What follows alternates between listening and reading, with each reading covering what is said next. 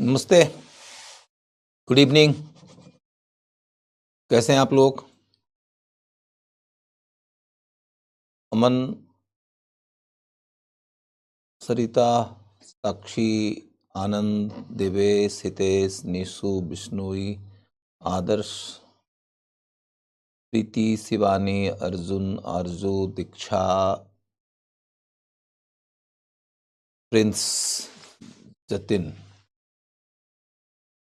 श्रेया, प्रीति, वेद प्रकाश, राजकुमार, अनाम, रेनू, प्रियंका, सुमन, मोहित, अदन, जूली, सलोनी, सब लोगों का नाम बहुत तेजी से भाग जा रहा है, तो मैं आप सब लोगों को बस अब एक बार में ही नमस्ते बोल देता हूँ। आदिल, सोफिया, रीचा, आदर्श, पवन, हर्षवर्धन, अर्जुन, मोहित, रेहान, अजय, सबका नाम बहुत तेजी से भाग जा रहा है। अंजलि, अदिति। तो अब आप लोगों को एक दफा ही नमस्ते बोलते हुए आज के क्लास की योजना बताता हूँ। आज के क्लास में लगभग 20-25 मिनट का टाइम, एट दी मैक्स आधा घंटे का टाइम इंडस वैली सिविलाइजेशन के ऊपर व्यतीत होगा। उसके बाद फिर हम लोग चले जाएंगे वैदिक काल की ओर, और आज के क्लास का टारगेट यह रहेगा कि हमारा वैदिक काल का टॉपिक भी कंप्लीट हो जाए। तो इंडस वैली सिविलाइजेशन के बारे में यदि हम लोग बातचीत करना शुरू करें तो आप देखो कि ये स्ट्रक्चर मैंने पहले से लिख दिया है कि इस सभ्यता के काल का पूरा किस्सा है कि भाई यह 2500 बीसी से लेकर 2000 बीसी के बीच में अपने परिपक्व स्वरूप में रहा, लेकिन इसके पहले वह विकास के कई चरणों से गुजरा। विकास के कई चरणों से जब गुजर रहा था तो वह शुरुआती दौर में कई सारी क्षेत्रीय संस्कृतियों के रास्ते आगे बढ़ा, और फिर उन संस्कृतियों का एक दूसरे के साथ व्यापारिक संबंध बना। व्यापार का संबंध विकसित हुआ तो उसके बाद में फिर उनके बीच में आर्थिक, सामाजिक, सांस्कृतिक, राजनीतिक संबंधों का भी विकास हो गया। और इसी वजह से बीतता गया समय सैकड़ों वर्ष का, और फिर जम्मू से महाराष्ट्र और बलूचिस्तान से मेरठ के बीच रहने वाले लोगों के बीच कुछ ऐसी समरूपताएं विकसित हो गई जिसके आधार पर हम उन्हें एक सभ्यता का हिस्सा कहने लगे। उस सभ्यता के बारे में हमारी जानकारी का जो भी स्रोत है वो मूल रूप से पुरातात्विक है, क्योंकि हम उनकी लिपि नहीं पढ़ सके तो इसे हम आद्य ऐतिहासिक काल का हिस्सा कहते हैं। फिर देखोगे कि इनका आर्थिक जीवन कैसा था, तो मैंने बताया कि ये लोग मूल रूप से व्यापार पर निर्भर थे, देसी विदेशी स्तर का खूब व्यापार करते थे, उद्योग इनका बहुत डेवलप था, कई तरह की वस्तुओं का निर्माण बहुत इफिशिएंटली कर रहे थे, टेक्नोलॉजी काफी एडवांस था, एग्रीकल्चर में ये सरप्लस प्रोड्यूस कर रहे थे, चावल की खेती कम करते थे। उसके बाद फिर देखो तो इनके समाज के बारे में आपको मैंने बताया कि ये मूल रूप से 4 प्रजातियों के निवासियों का सिविलाइजेशन है: प्रोटोस्टलाइड, मंगोलाइड, अल्पाइन और भूमध्य सागरीय।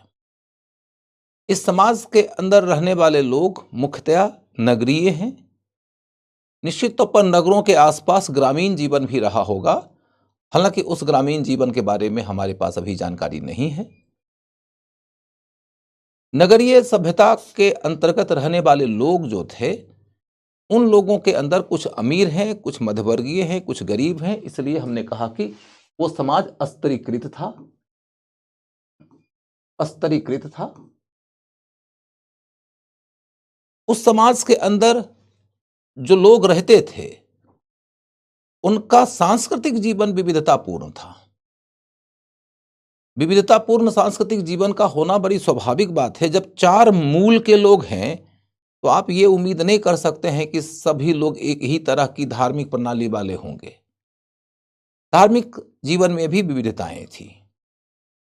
धार्मिक विविधता के तहत कोई देखो तो प्रकृति पूजा करता है, कोई पशु पूजा करता है, कोई मूर्ति पूजा करता है, कोई यज्ञ करता है, कोई योग का रास्ता अपनाता है, कहीं टोटमवाद का मार्ग है, कहीं मातृ देवी की पूजा होती है, कहीं पुरुष प्रधान देवता नजर आते हैं। विविधताएं बहुत ज्यादा हैं इनमें। उसके बाद फिर संस्कृति के तहत देखोगे तो आपको ये पता चला कि ये लोग तो स्थापत्य के क्षेत्र में काफी उन्नति कर गए थे। पहली दफा 2 मंजिला मकान बनाने लगे, बड़े बड़े भवन बनाने लगे, दुर्गों का निर्माण करना शुरू कर दिया, मूर्तियां बड़े शानदार स्तर की बना रहे थे, मिट्टी की भी, पत्थर की भी और धातु की भी। मनकों का उन्होंने शानदार निर्माण किया, मोहर भी उनके कलात्मक थे, और इसके अलावा नृत्य संगीत आदि भी खूब उन्नत स्तर पर डेवलप हुआ। खेल कूद वगैरह इतना डेवलप था कि पहली दफा शतरंज का आविष्कार कर लिया, पहली दफा स्टेडियम वगैरह बना लिए। पशु और मानव की लड़ाई, पशु और पशु की लड़ाई, मुर्गों की लड़ाई, ये सब इनके मनोरंजन के मुख्य माध्यम थे। सांस्कृतिक स्तर की चर्चा के बाद हम जब राजनीति की ओर जाते हैं तो यहां से हम वो बात कहना शुरू करेंगे जो हमने आज तक अभी तक के क्लास में नहीं कहा है। इसके पीछे की सारी बातें मैंने जो बताई वो रिवीजन की बातें थी। अब आपके सामने में राजनीति की बात आ रही है। राजनीति के बारे में लिखने की ओर जाने से पहले एक लाइन में समझ लीजिए, उसके बाद लिखिएगा। हेडिंग दे दीजिए राजनीति।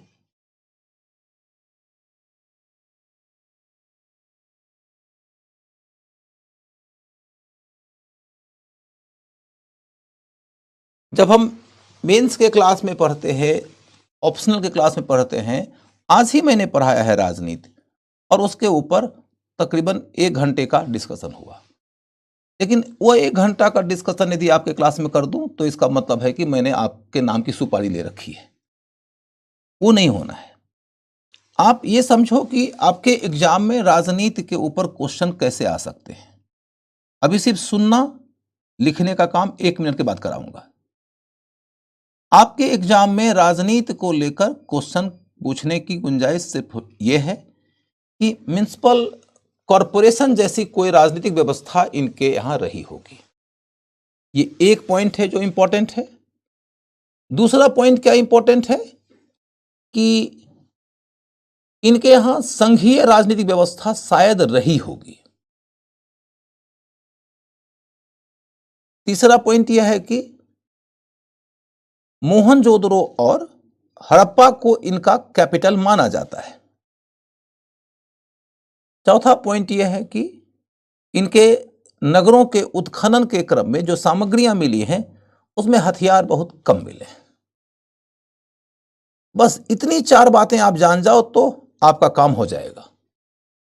ना बेटा तेज आज नहीं बोल पाऊंगा, गला मेरा फंसा हुआ है। वैसे भी बहुत तेज बोलने की क्या जरूरत है भला, बहुत तेज बोलने की जरूरत है नहीं, और मेरा गला फंसा हुआ है। मैं पिछले 4-5 दिनों से इस बात से जूझ रहा हूं। वो एक दफा जब सर्दी गर्मी का ट्रांजिशन होता है ना, तो 4-5 दिनों तक कभी कई बार परेशानी हो ही जाती है। तो बहुत तेज गति से बोलना तो संभव नहीं है। कुछ बच्चे आज भी कह रहे हैं कि सर पीटी और मेंस को मिला के पढ़ा दीजिए। तो लेकिन बेटा मैं पीटी मेंस कैसे पढ़ा दूं, तुम समझते नहीं हो क्या? ये सिलेबस जो एंशिएंट इंडिया है उस सिलेबस का सिर्फ पीटी में ही उपयोग है। मेंस में तुम्हारे एग्जाम में एंशिएंट इंडिया से क्वेश्चन नहीं आएगा, क्योंकि वो सिलेबस ही नहीं है। सिलेबस में एंशिएंट और मेडिवल इंडिया सिर्फ पीटी में ही है। मेंस में कल्चर है। मॉडर्न इंडिया एक ऐसा सेक्शन है जो पीटी में भी और मेंस में भी है। वर्ल्ड हिस्ट्री एक सेक्शन है जो सिर्फ मेंस में है। तो तुम पहले अपने सिलेबस के डिजाइन को समझ लो। Ancient and medieval India only in PT, culture only in mains, modern PT में भी और मेंस में भी, world history only in mains. तो जब तुमको वर्ल्ड हिस्ट्री पढ़ाऊंगा तो तुम यदि कहोगे सर पीटी के ख्याल से भी बता दीजिए, तो तुम गलत बोल रहे हो, क्योंकि वो सिलेबस ही नहीं है।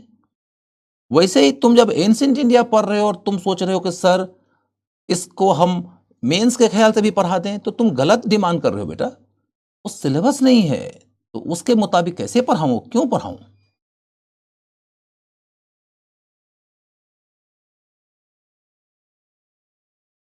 तो अब देखो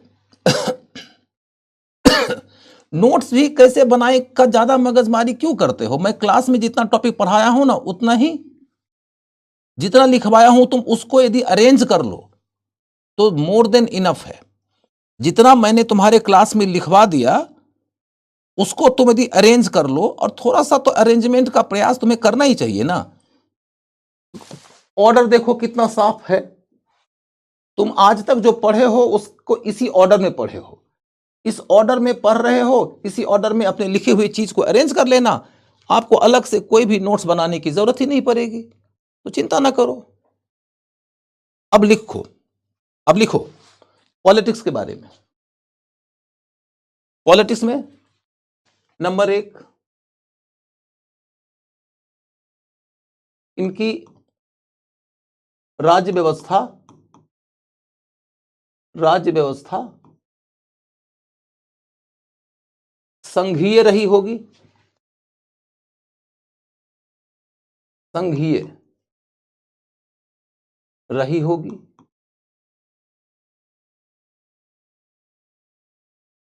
दूसरा पॉइंट,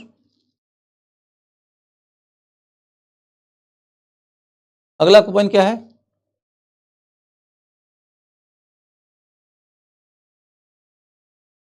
कि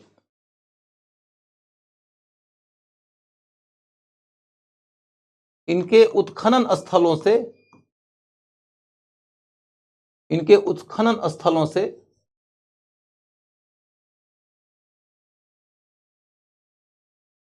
इनके उत्खनन स्थलों से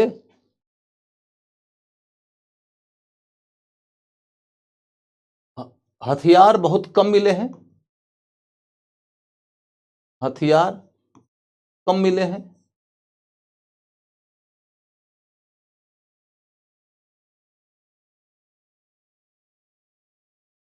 फिर इनके नगरों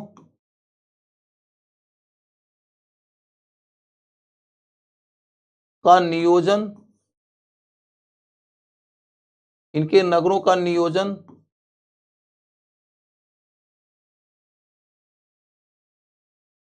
म्यूनिसिपल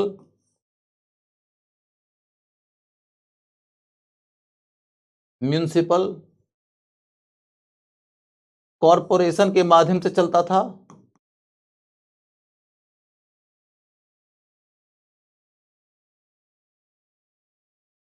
इनके नगरों का नियोजन म्यूनिसिपल कॉरपोरेशन के माध्यम से चलता था।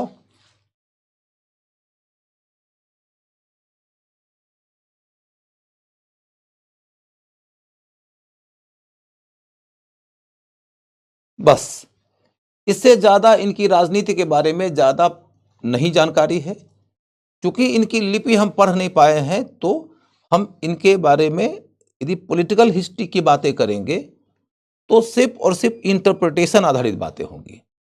इंटरप्रिटेशन में एक व्यक्ति कुछ इंटरप्रेट करता है, दूसरा व्यक्ति कुछ इंटरप्रेट करता है, और जब अलग अलग इंटरप्रिटेशन होने लगता है तो वहां से पीटी का क्वेश्चन नहीं आता है। क्योंकि पीटी के क्वेश्चन के लिए एक ऐसा उत्तर चाहिए जिस उत्तर पे कोई विवाद न करे। अभी तक जितनी बातें मैंने आपको बताई उसको लेकर अब इतिहासकार ऑलमोस्ट एक मत हैं। इसी वजह से ये 3 बातें इंपॉर्टेंट हैं, बाकी सारी बातें छोड़ दीजिए। अब आगे बढ़ो। ये देखो कि तुम्हारा पॉलिटिकल हिस्ट्री खत्म हो जाता है, तो मामला आता है नगर नियोजन का। अब हेडिंग दे दो आप, नगर नियोजन का। नगर नियोजन,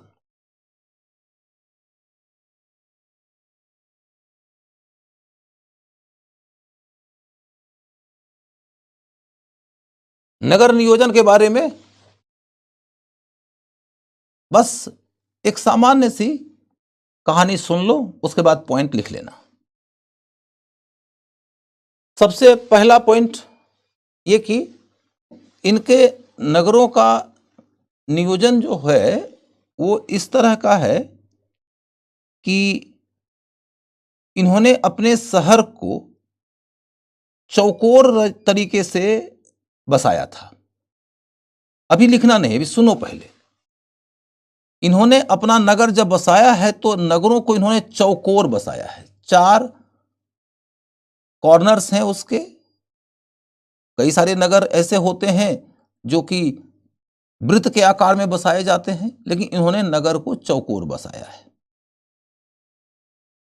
दूसरी बात यह है कि जब इनके नगर में जाओगे तो आपको यह दिखाई देगा कि ये उत्तर से लेके दक्षिण की ओर और पूरब से पश्चिम की ओर एक सड़क एक दूसरे को काटती है। उत्तर से दक्षिण की ओर सड़क आ रही है, पूरब से पश्चिम की ओर सड़क जा रही है, और ये सड़कें एक दूसरे को काट रही हैं समकोण पे। इस पैटर्न को ग्रिड पैटर्न कहते हैं। यानी कि इसके केंद्र में जाकर देखोगे कि एक 360 डिग्री का वृत्त बन जाएगा। यह लाइन आपके क्वेश्चन में हो सकता है। तो पहली खासियत क्या आपने देखा कि इनके जो नगर हैं वो 4 कॉर्नर वाले हैं, यानी वर्गाकार हैं। दूसरी बात कि इनके नगर के अंदर हम क्या देख रहे हैं, ग्रिड पैटर्न है। उसके बाद फिर तीसरी बात क्या देखते हो, नगर प्रायः 2 भागों में बटा हुआ है। नगर प्रायः 2 भागों में बटा हुआ है। एक भाग दुर्गीकृत है, जहां पर कि शायद राजकीय महत्व के भवन ज्यादा बनाए जाते थे, जो पब्लिक इंपॉर्टेंस के स्ट्रक्चर्स बनते थे। और दूसरा एक भाग होता था जो दुर्ग के बाहर होता था, थोड़े नीचे के स्तर पर बनाया जाता था। उस जगह पे लोगों का निवास होता था, यानी एक रेसिडेंशियल एरिया था और एक पॉलिटिको एडमिनिस्ट्रेटिव हेडक्वार्टर की तरह था। अभी आप लोगों को मैंने कहा है कि आप लिखिएगा नहीं, मैं लिखाने का काम कर दूंगा। फर्स्ट राउंड सिर्फ सुन लीजिए, सुन के समझिए कि नगर इनका नियोजित था। नंबर 1, नियोजित नगरों का नियोजन कैसा था, तो सबसे पहला पॉइंट सोमेश्वर वर्मा जी नियोजित नगरों में दूसरी बात क्या है कि इनका नगर वर्गाकार था। तीसरा पॉइंट कि इनके नगर का बसाव ग्रिड पैटर्न पर हुआ था। चौथा पॉइंट कि इनके नगरों के अंदर जल निकासी की सबसे शानदार व्यवस्था थी, दुनिया में सर्वोत्तम व्यवस्था थी। पांचवा पॉइंट यह कि इनके नगर के अंदर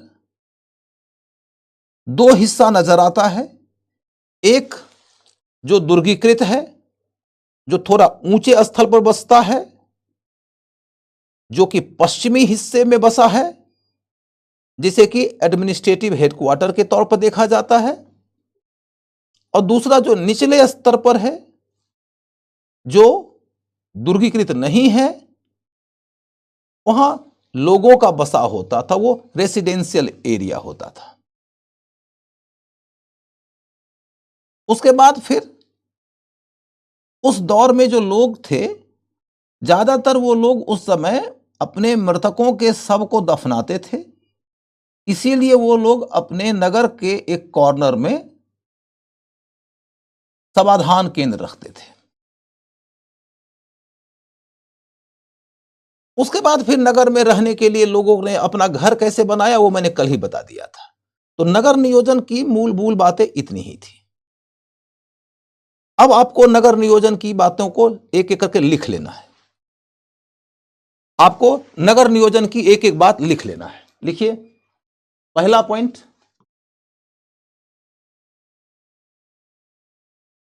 चौकोर नगर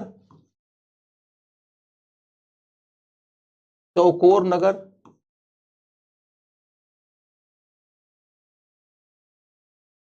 दूसरा पॉइंट ग्रिड पैटर्न पर बसाया गया, ग्रिड पैटर्न पर बसाया गया,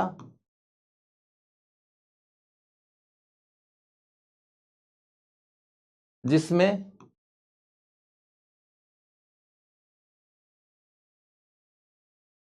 नॉर्थ से साउथ और ईस्ट से वेस्ट की सड़कें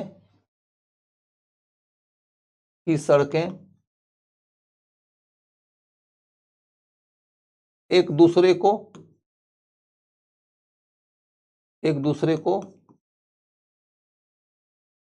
समकोण पर काटती थी, एक दूसरे को समकोण पर काटती थी,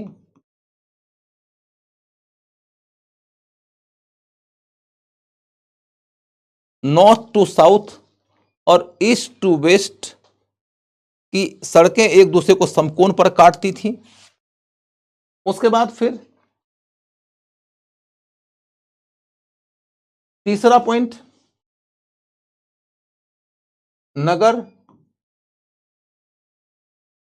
दो भागों में बटा हुआ था,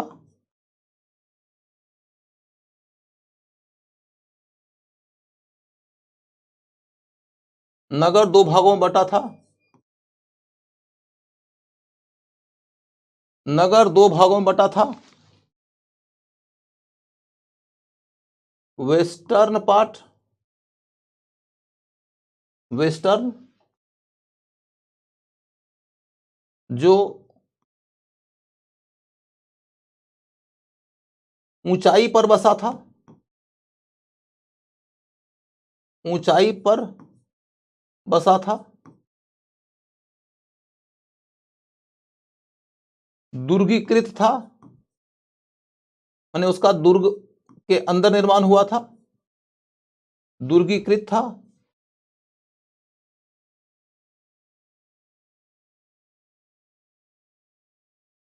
प्रशासनिक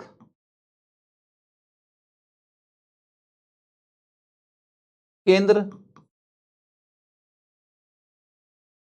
रहा होगा,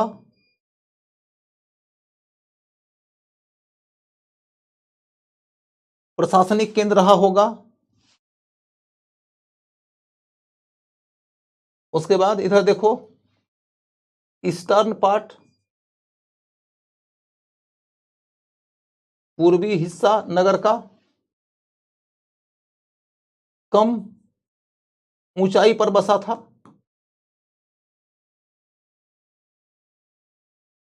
माने निचला हिस्सा है नगर का। फिर रिहायशी इलाका था, रिहायशी इलाका, रिहायशी क्षेत्र था। ये मत समझिएगा कि ये गरीब लोगों का रहने का जगह था, ऐसा नहीं है, ये रिहायशी क्षेत्र था।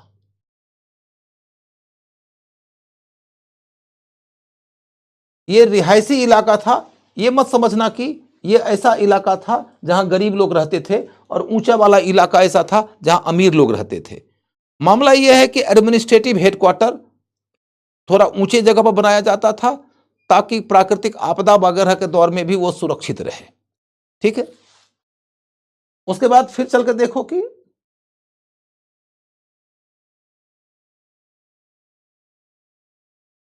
दुर्गीकृत क्षेत्रों में, दुर्गीकृत क्षेत्रों में अन्नागार बनाया गया। ये आपको ऑलरेडी बता चुका हूं पीछे भी अन्नागार के बारे में, इसके बारे में ज्यादा चर्चा नहीं।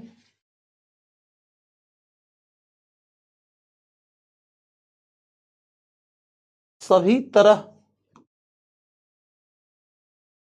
के भवन, सभी तरह के भवन सभी नगरों में नहीं बनाए गए, सभी नगरों में नहीं थे, सभी तरह के भवन सभी नगरों में नहीं थे। ये नहीं समझिएगा कि सारे नगरों में एक जैसा ही भवन था, सभी तरह के भवन सभी नगरों में नहीं थे।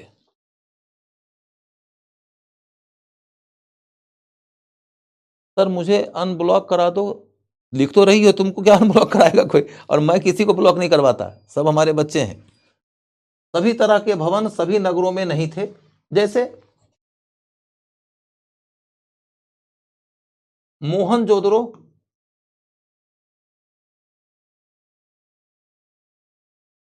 मोहनजोदड़ो में आपको एक विशेष भवन मिलेगा, मोहनजोदड़ो में आपको एक विशेष भवन मिलेगा, पवित्र स्नानागार, पवित्र स्नानागार।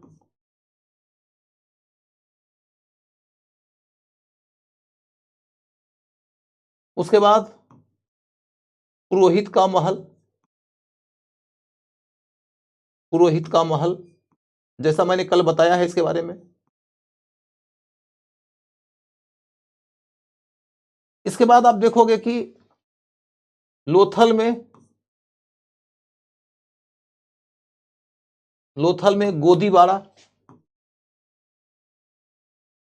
गोदीवाड़ा, या फिर देखोगे कि धौलावीरा में, धौलावीरा में स्टेडियम,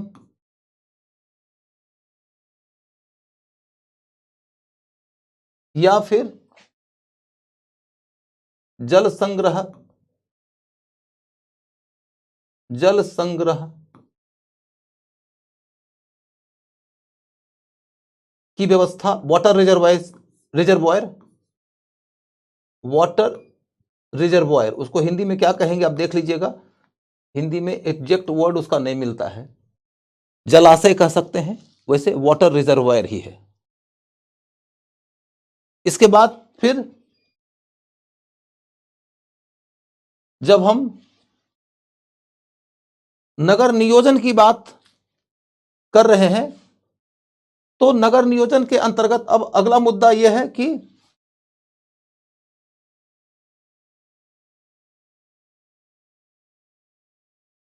कुछ नगर भिन्न श्रेणी के भी हैं, श्रेणी के भी हैं, जैसे कि लोथल, जैसे कि लोथल। कुछ नगर भिन्न श्रेणी के भी हैं, जैसे कि लोथल।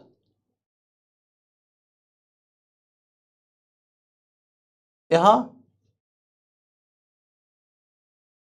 पूरा नगर एक ही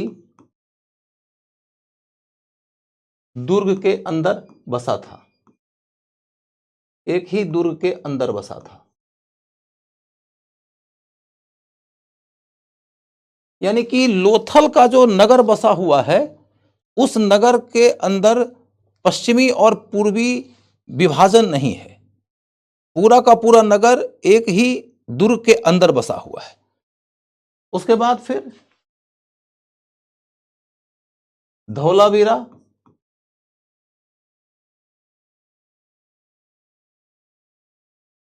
नगर 3 भागों में बटा था, 3 भागों में बटा था।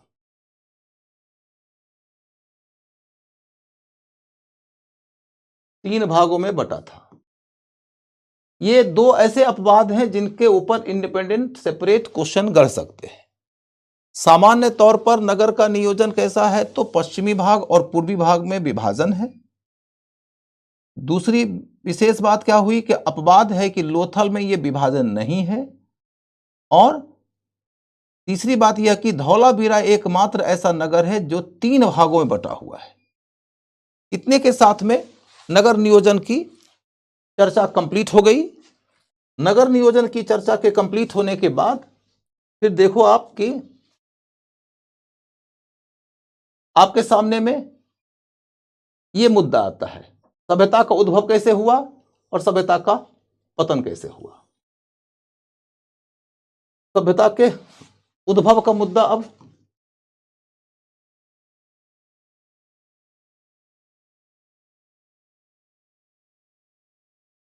सभ्यता के देखो बेटा, तुम लोग ना अपनी ओर से कई डिमांड पेश कर रहे हो कि थोड़ा तेज पढ़ा दीजिए, लेकिन तुम ये बात समझ नहीं रहे हो कि मात्र 10 मिनट और लगना है, ये टॉपिक हमारा खत्म होना है। 10 मिनट के बाद फिर जब हम नए टॉपिक में जाएंगे तो हम उसको नए तरीके से गति में लाएंगे।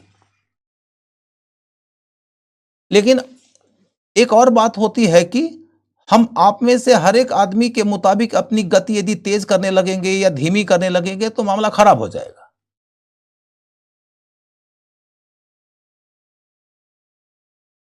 चलो, तेज वाली मेरा प्रॉब्लम है नहीं देखो, तुम में से ये जब देखो तेज वाली बात क्यों बोले कर, मैं तुम लोगों को छोटी सी बात समझ लो बस 30 सेकंड में। पहली बात तो यह है कि क्लास की जब शुरुआत होती है 2 दिन 4 दिन की गति धीमी ही रखी जाती है। पहले ही दिन से बहुत तेज गति में पढ़ाना संभव नहीं है, क्योंकि आपको अंदाजा नहीं लगता है। टीचरों की स्थिति द्रौपदी वाली होती है, उसके 5 पति होते हैं, 5 से ज्यादा हो जाएंगे हमारे यहां। किसी को धीमी चाहिए, किसी को तेज चाहिए, किसी को एक एक शब्द लिखना है, किसी को सिर्फ बुनियादी कहानी सुनना है, किसी को डिटेल पढ़ना है। इतनी मांगे, उन सब के बीच में व्यवस्था बनाने में थोड़ा समय लगता है। अब देखो, हम लोग उतनी अवधि बिता आए हैं, इंडस वैली सिविलाइजेशन का टॉपिक खत्म होते ही होते हम लोग इसके बाद अब एक दूसरे के साथ में प्रॉपर ट्यूनिंग के साथ ज्यादा उपयुक्त गति के साथ पढ़ सकते हैं। ज्यादा गति के साथ नहीं, प्रॉपर उपयुक्त गति के साथ पढ़ सकते हैं। ये तो मैक्सिमम 5 से 7 मिनट 8 मिनट और है, ये टॉपिक आपका खत्म हो जाता है। पहला पॉइंट जो आपको समझना है, अब समझ लो, उद्भव की बात मैं समझा रहा हूं, लिखने का काम 1 मिनट के बाद करेंगे, समझने का काम पहले। तो नहीं, आज माहौल ठीक है, अच्छा है, धीरे धीरे क्लास का माहौल ठीक हो रहा है। तो अब देखो, सबसे पहला पॉइंट उद्भव को लेकर क्या है कि इंडस वैली सिविलाइजेशन जो कि भारत की पहली नगरीय सभ्यता है, जो भारत की कांस्ययुगीन सभ्यता है, जो भारत के अंदर इतनी विकसित और विस्तृत सभ्यता है, इतनी महान सभ्यता आखिर अस्तित्व में कैसे आई, ये इतिहासकारों के बीच में चर्चा का विषय रहा। जब 1920-22 के दौरान यह सभ्यता उभरने लगती है, मतलब इसका एविडेंस हमारे सामने में आने लगता है, तो उस दौर से ही यह प्रश्न इतिहासकारों के मन को मथने लगा। उस दौर के जो अंग्रेज इतिहासकार हैं, जो पश्चिमी देशों के इतिहासकार हैं, उन्होंने ये कह दिया कि इंडस वैली सिविलाइजेशन जो है वह मेसोपोटामिया के लोगों के संपर्क का लाभ उठाकर नगरीय स्तर तक पहुंचे थे। यानी एक मत यह है कि इंडस वैली सिविलाइजेशन के इलाके में जो इतने बड़े पैमाने पे नगरों का विकास हुआ है ना, उन नगरों के विकास के पीछे का जो कॉन्सेप्ट है, नगरों के विकास के पीछे का जो आइडिया है, जो उसके पीछे का विज्ञान है, वो भारतीयों का नहीं था। इसका विकास मेसोपोटामिया में हुआ था और भारतीय लोग उनके संपर्क में थे, संपर्क का लाभ उठाए और उसी के आधार पर खुद का नगरीय जीवन विकसित कर लिए। ये एक ओपिनियन है। इस ओपिनियन का आज के डेट में पूर्ण रूपेण खंडन हो चुका है। अब आपको इससे संबंधित दो तरह का क्वेश्चन पूछा जा सकता है।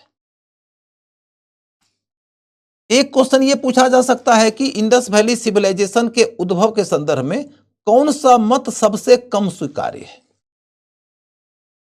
इंडस वैली सिविलाइजेशन के उद्भव के संदर्भ में कौन सा मत सबसे कम स्वीकार्य है। तो यही मत कि इंडस वैली सिविलाइजेशन का विकास विदेशी संपर्क के परिणाम स्वरूप हुआ था। अब इस मत को हिस्टोरियन जल्दी नहीं मानते। एक दूसरा क्वेश्चन पूछा जा सकता है कि इंडस वैली सिविलाइजेशन का उद्भव मेसोपोटामिया से हुआ था, यह मत किस इतिहासकार ने दिया था।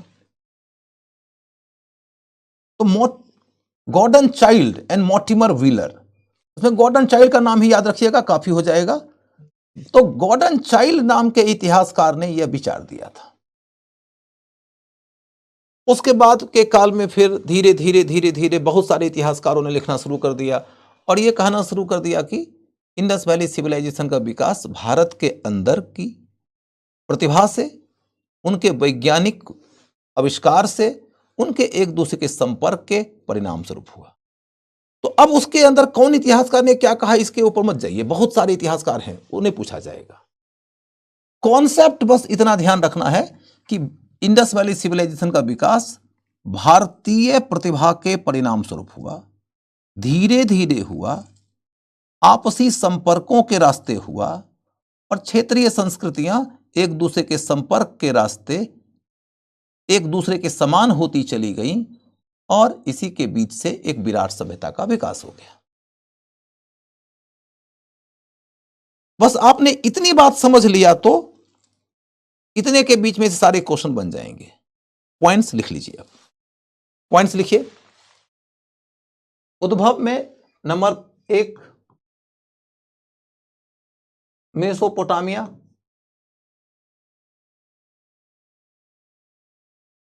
मेसोपोटामिया से उद्भव का विचार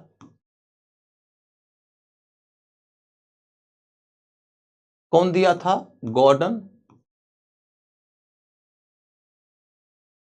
चाइल्ड ने, गॉर्डन चाइल्ड ने, गॉर्डन चाइल्ड ने। उसके बाद फिर मेसोपोटामिया से उद्भव यानी कि विदेशी संपर्क से उद्भव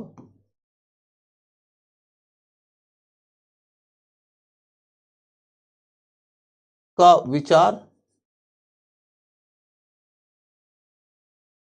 अब स्वीकार्य नहीं है।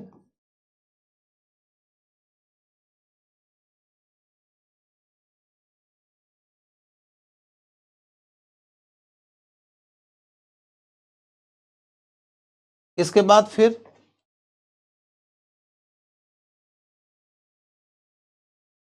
इसका विकास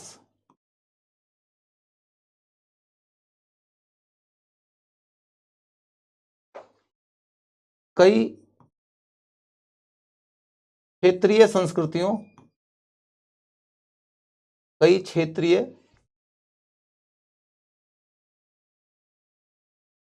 संस्कृतियों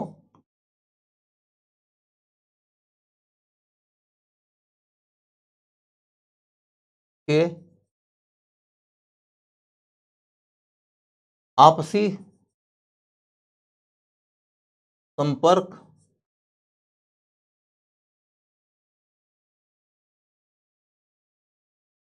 के रास्ते हुआ।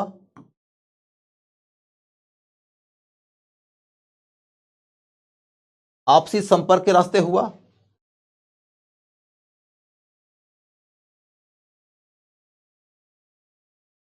इनका विकास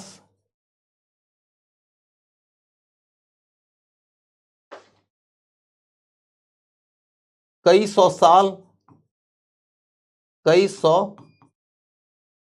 सालों के क्रमिक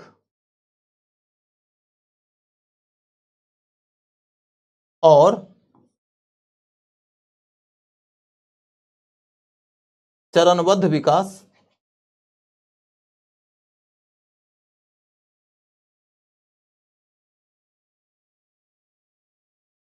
का परिणाम है।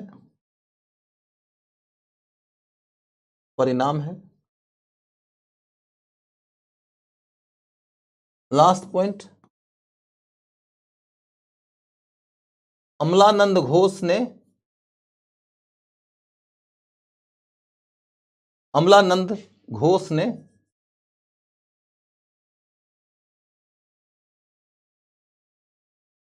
सोथी संस्कृति से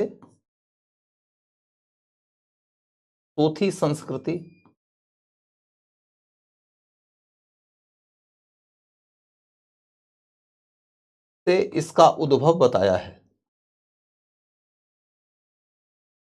इसका उद्भव बताया है।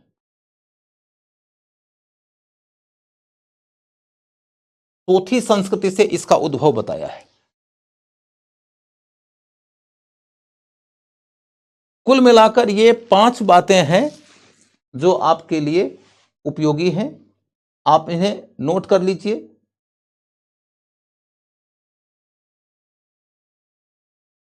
मैं रिपीट कर रहा हूं, मेसोपोटामिया से उद्भव का विचार कौन से इतिहासकार ने दिया? गॉर्डन चाइल्ड ने। दूसरा पॉइंट ये कि विदेशी संपर्क से, मेसोपोटामिया के संपर्क से इंडस वैली सिविलाइजेशन का उद्भव हुआ था, ये विचार अब स्वीकार्य नहीं है। आपके दिमाग में ये बात उठ सकती है कि जब ये विचार अब स्वीकार्य ही नहीं रहा तो आप पढ़ा क्यों रहे हो? लेकिन इसका पैटर्न समझिए कि यूपीएससी ने एक बार आपके एग्जाम में, पीटी में, जीएस में क्वेश्चन पूछा कि इंडस वैली सिविलाइजेशन के पतन के लिए निम्नलिखित में से कौन सा मत सबसे कम स्वीकार्य है? इंडस वैली सिविलाइजेशन के पतन के लिए निम्नलिखित में से कौन सा मत सबसे कम स्वीकार्य है? पतन वाले में जाऊंगा तो उसकी चर्चा करूंगा। जब पतन के ऊपर इस पैटर्न पे क्वेश्चन आया तो आपको क्या लगता है कि अगले बार उत्थान पे नहीं आएगा? तो इंडस वैली सिविलाइजेशन के उत्थान के लिए सबसे कम स्वीकार्य मत कौन सा है? ये कि ये विदेशी संपर्क से उनकी समझ को, उनके आइडियाज को, उनके विज्ञान को सीख कर नगरीय स्तर तक पहुंचे थे। नगरीयकरण की इनकी जो महान उपलब्धि है उसमें इनका कोई अपना ओरिजिनल योगदान नहीं था। चलो, ये कहानी हो गई। इसके बाद फिर तीसरा क्या है? इसका विकास कई क्षेत्रीय संस्कृतियों के आपसी संपर्क के रास्ते हुआ। इसे तुम ऐसे समझ लो कि कोई ईरान के पास की संस्कृति है, कोई अफगानिस्तान के आसपास की संस्कृति है, कोई पंजाब की संस्कृति है, कोई सिंध में लोकल संस्कृति है, बलूचिस्तान की लोकल संस्कृति है, कहीं गुजरात की लोकल संस्कृति है, राजस्थान की संस्कृति है। राजस्थान में ही सोथी संस्कृति विकसित हुई थी। सिर्फ राजस्थान वाले का नाम याद रखिएगा, यहीं पर सोथी संस्कृति विकसित हुई थी। कहीं हरियाणा में संस्कृति विकसित हुई है। तो अनेक क्षेत्रों में अनेक संस्कृतियां विकसित हुई हैं। ये सब क्षेत्रीय संस्कृतियां हैं। इन क्षेत्रीय संस्कृतियों के लोगों का एक दूसरे के साथ में सैकड़ों साल तक व्यापारिक संपर्क हुआ और वो एक दूसरे के ऊपर निर्भर होते चले गए। एक दूसरे के जैसी संस्कृति इनके बीच से डेवलप होती चली गई। क्योंकि जब आप व्यापार करते हैं तो न सिर्फ आपकी उपभोक्ता की वस्तुएं एक जैसी होने लगती है, बल्कि धीरे धीरे संस्कृति में भी समानता आने लगती है। कई सौ साल तक इनके बीच में ऐसे ही व्यापार चलता गया। धीरे धीरे इनके बीच में समरूपताओं का विकास होता चला गया। वही समरूपता जो आपने शुरुआती दौर में पढ़ा कि एक जैसा मृदभांड, एक जैसा ईंट, एक जैसा मनका, एक जैसा मोहर, एक जैसी लिपि, एक जैसे मापतौल की इकाई, ये सब धीरे धीरे विकसित होती चली गई। एक जैसी नगर नियोजन की व्यवस्था, ये सब कई सौ वर्षों के संपर्क के परिणाम स्वरूप हो गया। यही है इनके उद्भव की मोटी मोटी कहानी। अब इसके अंतर्गत देखोगे कि अमलानंद घोष नाम के एक इतिहासकार हैं, वो ये कह रहे हैं कि ये जो महान विराट सिंधु घाटी सभ्यता का विकास हुआ है वो राजस्थान की सोथी संस्कृति के आधार पर हुआ है, इसी के मॉडल को अपना के हुआ है। ये मत भी अब एक्सेप्टेबल मत नहीं है, लेकिन हां दो बातें इंपॉर्टेंट है। एक तो ये कि अमलानंद घोष का ये मत इतिहासकारों को भी जो खूब डिस्कस किया गया है, तो हो सकता है कि क्वेश्चन पूछ दे कि कौन इतिहासकार है जिसने कहा है कि इंडस वैली सिविलाइजेशन का विकास सोथी संस्कृति से हुआ है। और दूसरा हो सकता है कि क्वेश्चन तुमसे ये पूछ दे कि इंडस वैली सिविलाइजेशन का विकास जिस सोथी संस्कृति से माना जाता है कुछ इतिहासकारों के द्वारा, वह सोथी संस्कृति कहां विकसित हुई थी? तो राजस्थान में। इतने के साथ ही उद्भव की चर्चा तुम्हारी कंप्लीट हो जाती है। उद्भव की चर्चा कंप्लीट हो जाने के बाद में अब तुम्हारे सामने में चर्चा के लायक कौन सा विषय है? तो इंडस वैली सिविलाइजेशन का पतन। अब हेडिंग लिखो, पतन।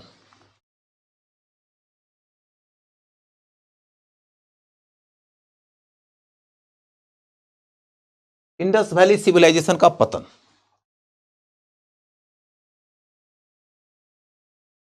डाउन। इंडस वैली सिविलाइजेशन का पतन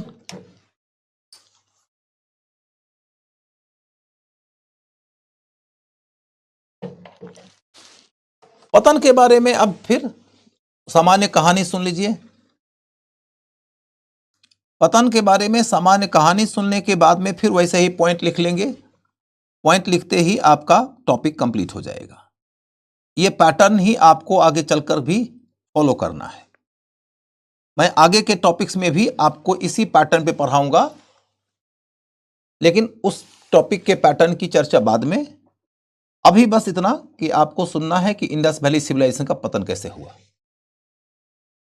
तो पॉइंट नंबर 1 कि इंडस वैली सिविलाइजेशन जो कि इतनी महान सभ्यता है, जिसका हजारों नगर विकसित हुआ था, जिसके 100 के आसपास नगरों की खुदाई हो चुकी, जिनके नगर नियोजित थे, जिनका भौतिक जीवन स्तर उसमें दुनिया में सर्वोत्तम था, उस महान सभ्यता जिसके अंदर बड़े बड़े नगर थे, उसका पतन 2000 बीसी के बाद होने लगा।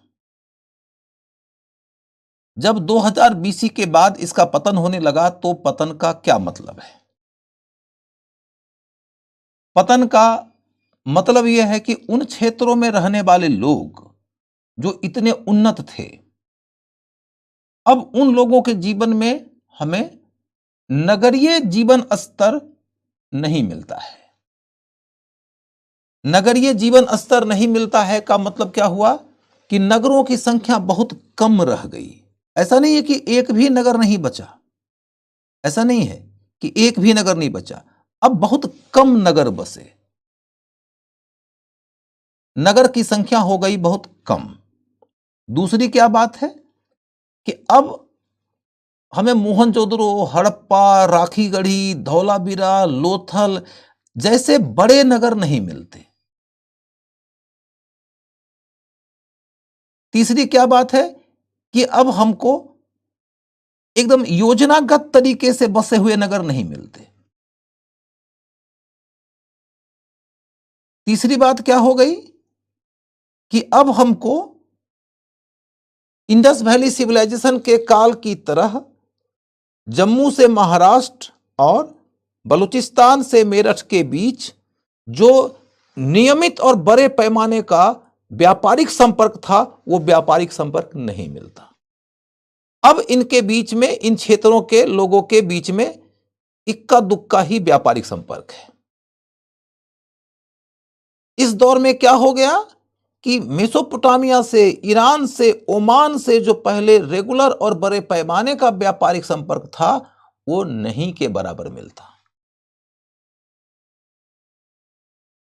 इस दौर के लोगों में टेक्नोलॉजिकल स्तर बहुत नीचे दिखता है और जीवन स्तर नीचे गिर गया। नतीजा क्या नजर आता है कि अब ये क्षेत्रीय संस्कृतियों की तरह नजर आते हैं। अलग अलग क्षेत्रों में क्षेत्रीय संस्कृतियां नजर आती हैं। कहीं झांगर, कहीं झूकर, कहीं नाल, कहीं क्वेटा, कहीं कुल्ली, ये सब छोटी छोटी क्षेत्रीय संस्कृतियां हैं उस दौर की। इन छोटी छोटी क्षेत्रीय संस्कृतियों का एक दूसरे के साथ संपर्क मिनिमम है, जीरो नहीं है, मिनिमम है। और इंडस वैली सिविलाइजेशन के दौर में एक क्षेत्र का दूसरे क्षेत्र के साथ में संपर्क कैसा था? ऑप्टिमम था, मैक्सिमम था। इसीलिए अब इतिहासकार ये कहते हैं कि इंडस वैली सिविलाइजेशन के पतन के बाद कई सारी छोटी छोटी क्षेत्रीय संस्कृतियां फिर से लौट के आ गई। ये स्थानीयता का दौर है। इंटरडिपेंडेंस, एक दूसरे के ऊपर निर्भरता का जो काल था, वो इंडस वैली सिविलाइजेशन की विशेषता थी। और इस युग में इंटरडिपेंडेंस खत्म हो गया, स्थानीयता और क्षेत्रीयता आ गई। यही है इंडस वैली सिविलाइजेशन की विशेषता।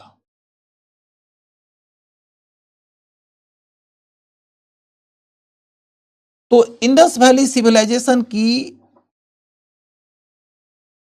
विशेषताओं के पतन को ही इंडस वैली सिविलाइजेशन का पतन कहा जाता है। ये एक सामान्य बात हो गई। ये एक बात हो गई कि इंडस वैली सिविलाइजेशन के पतन का मतलब क्या है। इससे रिलेटेड एक दूसरी बात है कि इंडस वैली सिविलाइजेशन का पतन कैसे हुआ, इसको लेकर भी इतिहासकारों के बीच में कुछ मतभेद है।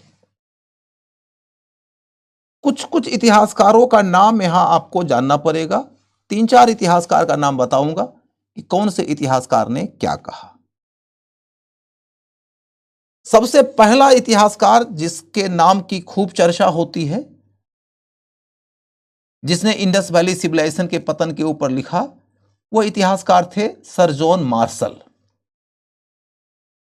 Sir John Marshall archaeological survey of India के उस समय के डायरेक्टर जनरल थे, जिस समय की इंडस वैली सिविलाइजेशन के पहले नगर हड़प्पा और फिर दूसरे नगर मोहनजोदड़ो का उत्खनन हुआ था।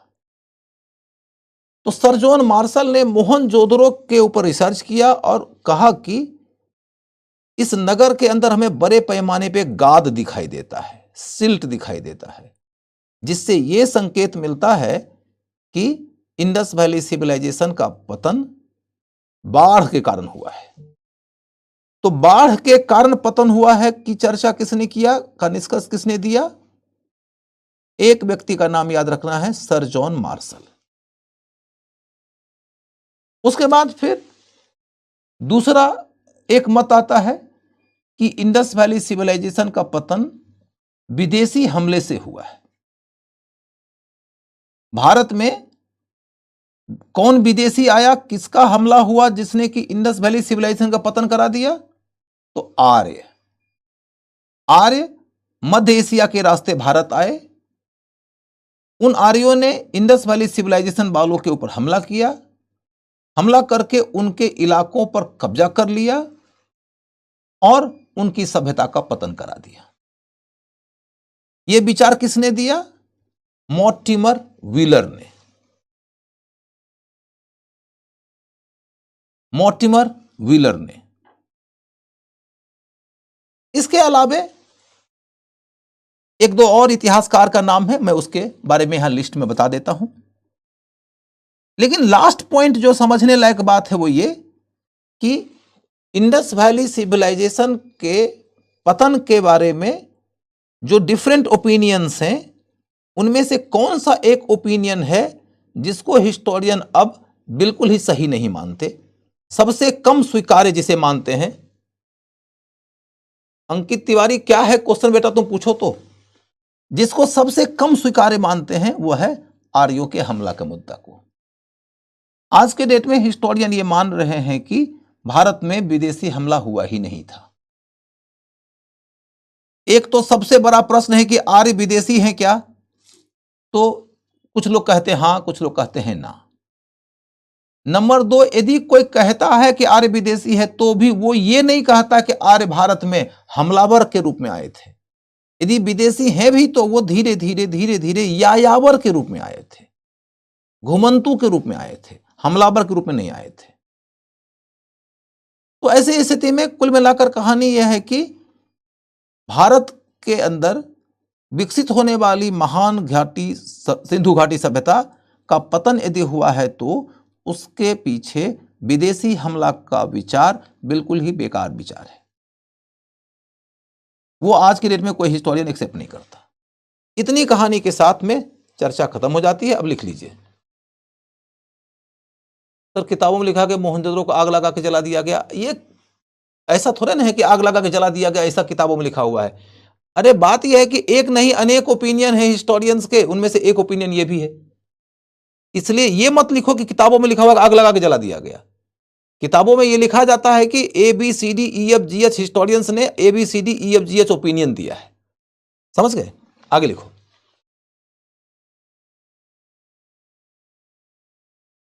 अब अगला मुद्दा है पतन में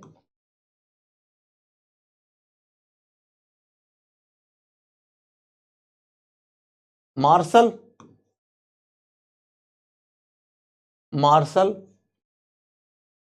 ने बाढ़ से पतन बताया।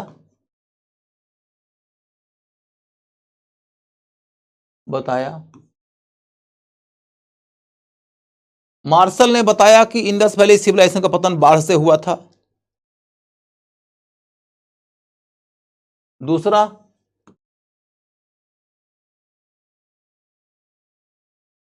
मॉर्टिमर व्हीलर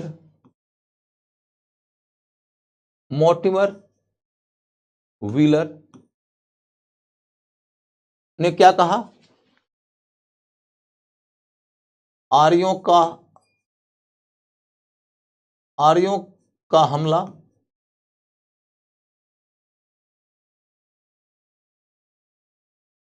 पतन कराया।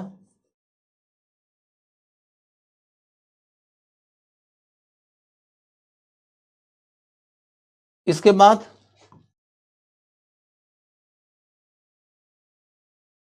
फेयर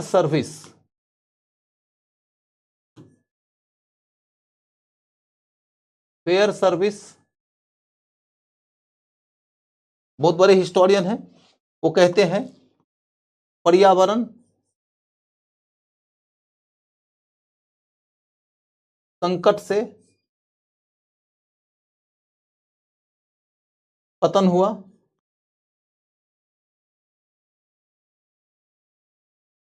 पर्यावरण संकट से पतन हुआ। इसके बाद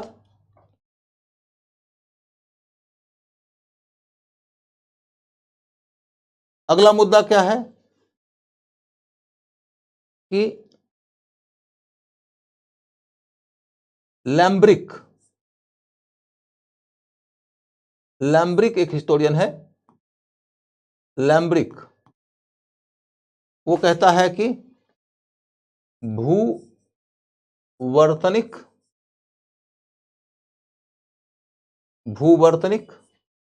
विक्षोभ से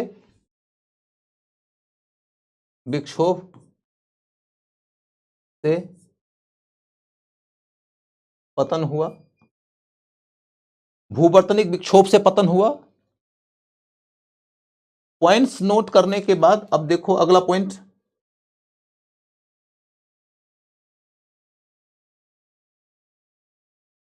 पतन का तात्पर्य।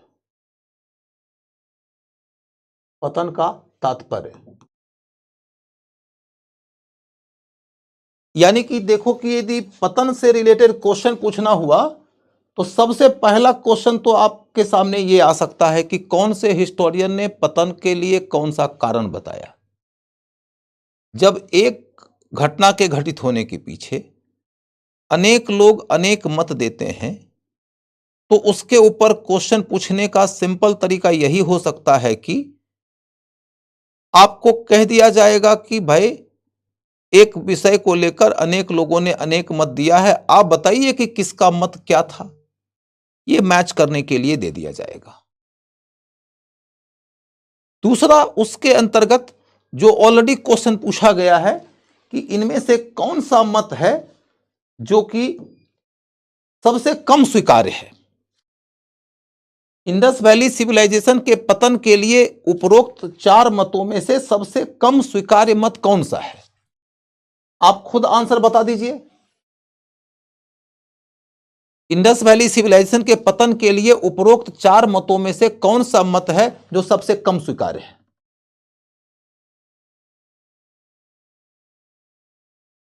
आप खुद आंसर दे दीजिए। इसमें से तो दिया हुआ है 4 ऑप्शन है, उनमें से एक चुनना है आपको।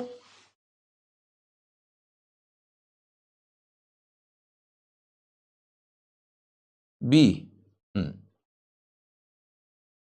चलिए, एकदम सही है कि मॉर्टिमर व्हीलर ने आर्यों के हमले की बात किया था। यह मत सबसे कम स्वीकार्य है। यह मत बल्कि कहिए तो आज के डेट में अब स्वीकार्य है ही नहीं। मामला खत्म हो गया। अब इस विषय को लेकर जो अंतिम मुद्दा हो सकता है चर्चा के लायक, अंतिम पहलू जो हो सकता है चर्चा के लायक, वो ये है कि पतन का तात्पर्य क्या है। यह क्वेश्चन आ सकता है कि इंडस वैली सिविलाइजेशन के पतन का तात्पर्य क्या है। What do you mean by the fall of the empire. तो सबसे पहला पॉइंट यह है कि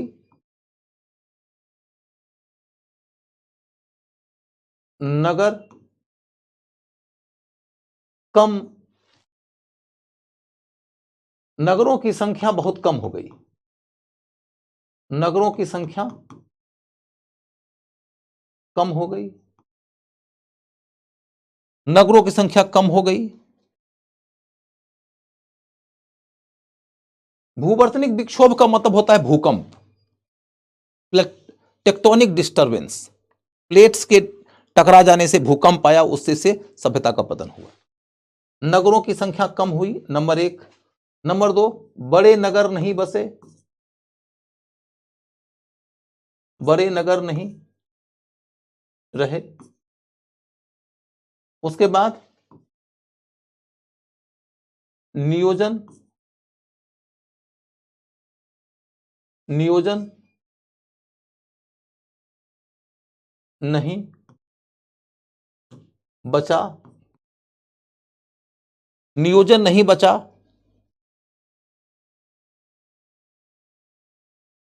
उसके बाद अगला पॉइंट कि जीवन स्तर में गिरावट। जीवन स्तर में गिरावट।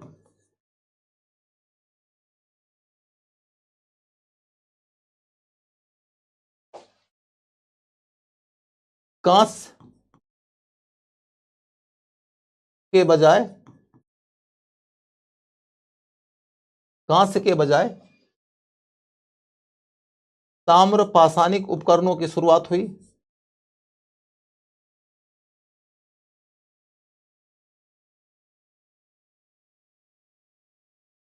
कांस्य के बजाय ताम्र पाषाणिक उपकरणों की शुरुआत हुई। ताम्र पाषाणिक उपकरणों की शुरुआत। इसके बाद फिर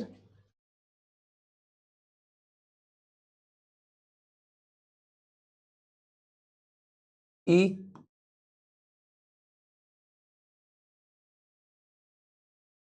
क्षेत्रीय और वैश्विक व्यापार में बहुत कमी आई। वैश्विक व्यापार एवं संपर्क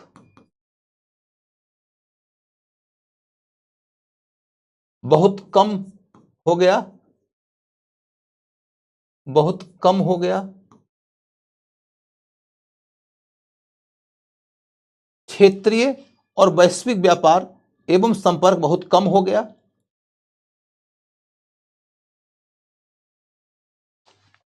इसी पेज में कर लीजिए।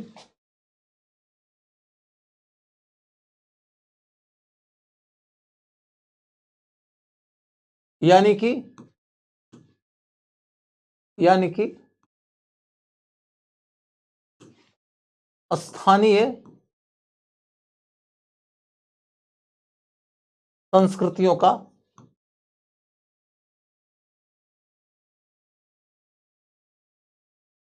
विकास हुआ। स्थानीय संस्कृतियों का विकास हुआ।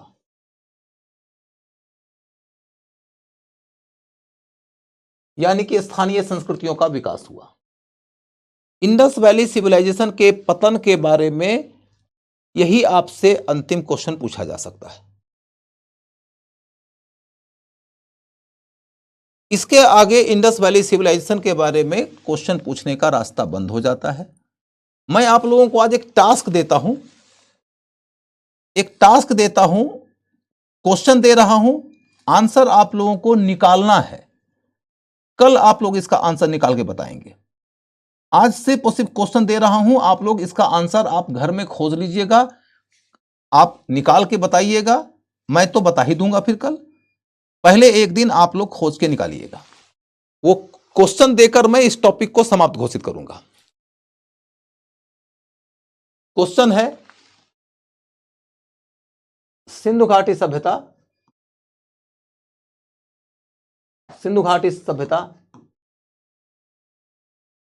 के पतन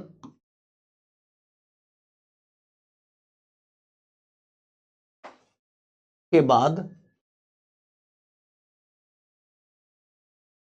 सिंधु घाटी सभ्यता के पतन के बाद कई स्थानीय संस्कृतियों का विकास हुआ। कई स्थानीय संस्कृतियों का विकास हुआ।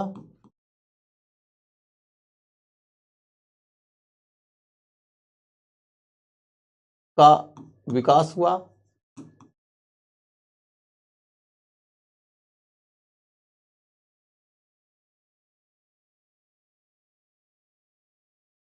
आगे दिए गए विकल्पों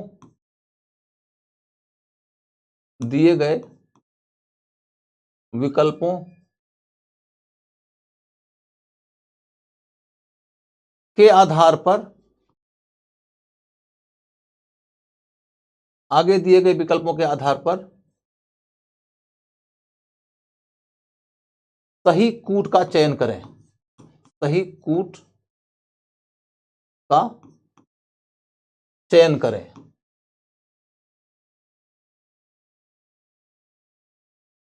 सही कूट का चयन करें। Number 1,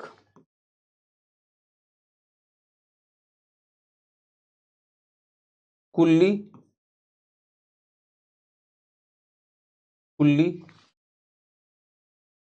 number 2, झूकर।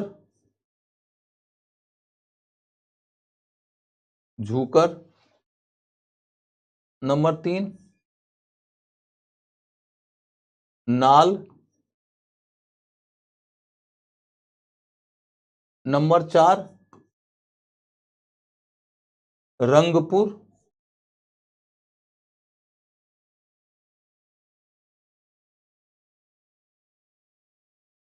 नंबर 4 ही में, चलिए सामने में दीजिए। पंजाब,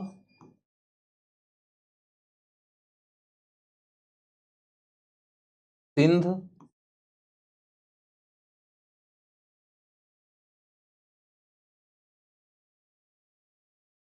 बलूचिस्तान,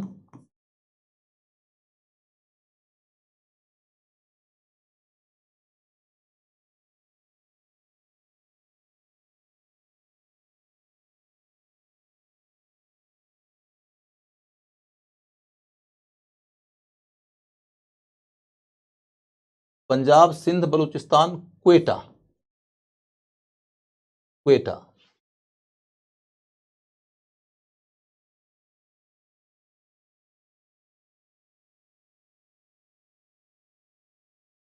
उपरोक्त में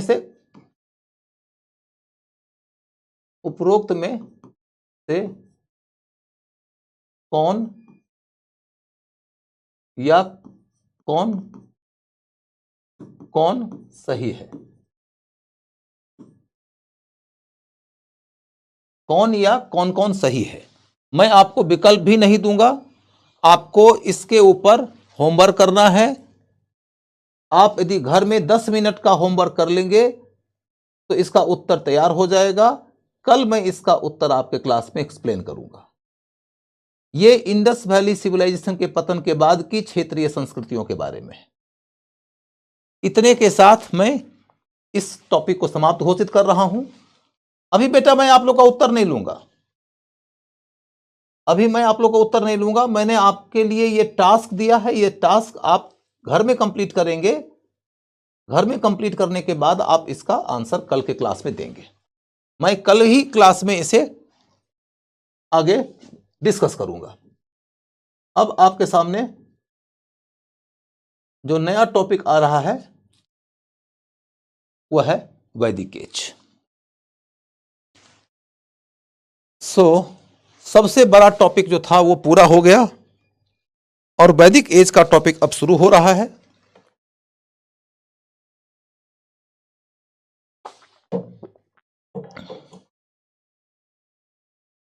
तो सबसे पहला पॉइंट क्या है वैदिक एज को लेकर कि हम वैदिक काल के बारे में एक स्ट्रक्चर लिख लेते हैं, जिस स्ट्रक्चर के अंतर्गत रहते हुए हमें यह टॉपिक पढ़ना है। फिर मैं उस स्ट्रक्चर के मुताबिक एक संक्षिप्त स्टोरी सुना दूंगा ताकि आपको वैदिक काल के बारे में एक सामान्य ज्ञान हो जाएगा और फिर उसके अंदर एक एक करके चर्चा को आगे बढ़ा दूंगा। ठीक है?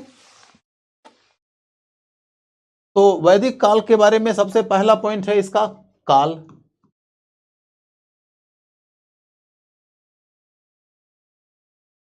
उसके बाद दूसरा है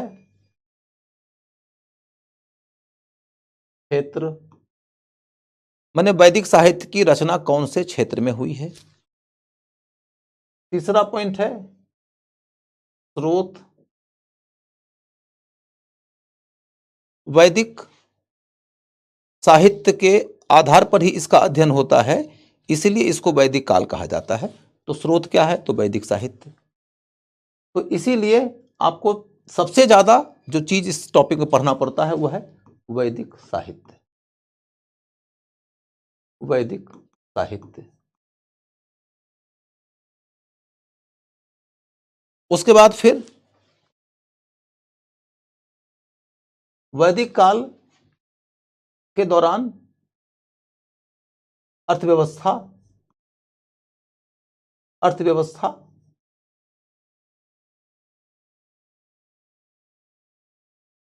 इनका समाज, फिर इनकी राजनीति, फिर इनका धर्म एवं दर्शन। धर्म एवं दर्शन। फिर इस काल का मृदभांड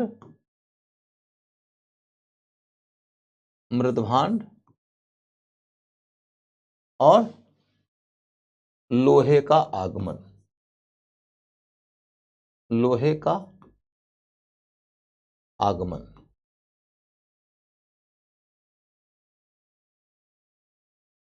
लोहे का आगमन।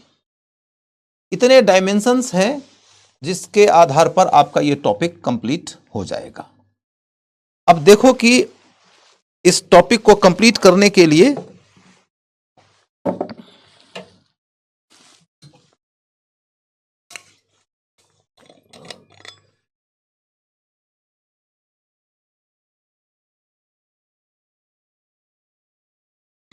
मुझे एक प्रेजेंट भी कुछ समझ।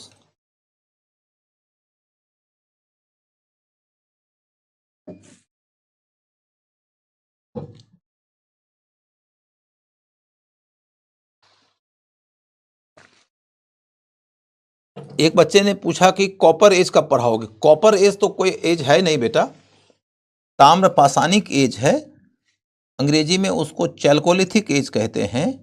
उसी चैल्कोलिथिक एज से संबंधित तमाम स्थल मैंने आपको दिया है। उन स्थलों से संबंधित जो युग्म मिलाने का काम है, वही युग्म उस टॉपिक के अध्ययन का मूल मुद्दा है। उस टॉपिक के ऊपर क्वेश्चन एकदम डिटेल में नहीं आएगा। बस उनकी क्षेत्रीय संस्कृतियां कहाँ हैं, उनका स्थल कौन सा है, उसी दौरान आपको इसके बारे में 5 मिनट में एक्सप्लेन भी कर दूंगा। इसलिए वही काम करिए। सिंधु घाटी सभ्यता के योगदान वगैरह के लिए पीटी की चर्चा जितनी की गई है काफी है, कि धर्म आज के डेट में वैसा ही चल रहा है। गुनज की बातें मैंने ऑलरेडी बता दिया है, तो अब आपको अलग से पढ़ने की जरूरत नहीं है। आपको जब मैंने धर्म पढ़ाया है तो उस दौरान मैंने ये बताया है कि आज का धर्म हिंदू समाज में जो है वह इंडस वैली सिविलाइजेशन के काल से ही चला रहा है, तो इसलिए कोई दिक्कत नहीं है।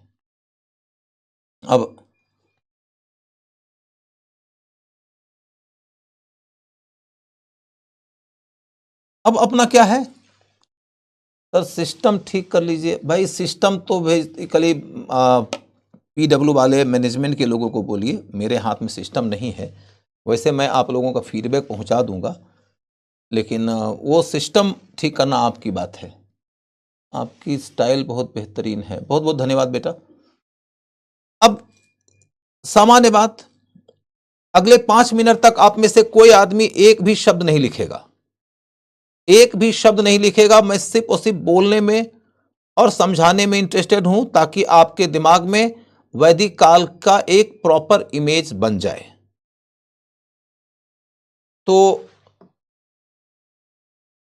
जब हम बात करते हैं वैदिक काल की, तो वैदिक काल का मतलब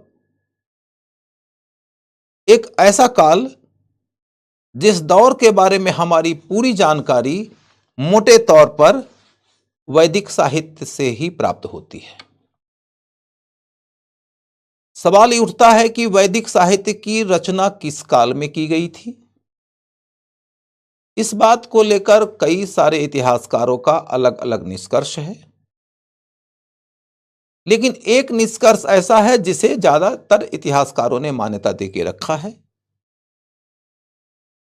वह मैक्स मूलर नाम के एक इतिहासकार का निष्कर्ष है कि वैदिक साहित्य की रचना 1500 बीसी से लेके 500 बीसी के बीच में हुई थी। तो इसी अवधि को वैदिक काल कहा जाता है। दूसरी बात है कि इन 1000 वर्षों के दौरान जो साहित्य डेवलप हुआ, उस साहित्य को पढ़ते हैं तो यह पता चलता है कि धीरे धीरे लोगों के आर्थिक, सामाजिक, राजनीतिक, धार्मिक जीवन में परिवर्तन आ रहा था। इन्हीं परिवर्तनों को ध्यान में रखते हुए इतिहासकार वैदिक काल को 2 भागों में बांटते हैं। पहला 500 वर्ष पूर्व वैदिक काल, दूसरा 500 वर्ष उत्तर वैदिक काल। पूर्व वैदिक काल के बारे में हमारी सारी जानकारी ऋग्वेद पर आधारित है, इसलिए उसको ऋग्वैदिक काल कहा जाता है। और बाकी सारी जानकारी अन्य वैदिक साहित्य की किताबों पर आधारित है। क्योंकि कोई एक किताब मात्र पर आधारित नहीं है, तो उसको किसी एक किताब के आधार पर नाम नहीं दिया जाता है। सिंपल तौर पर उसे हम उत्तर वैदिक काल कहते हैं।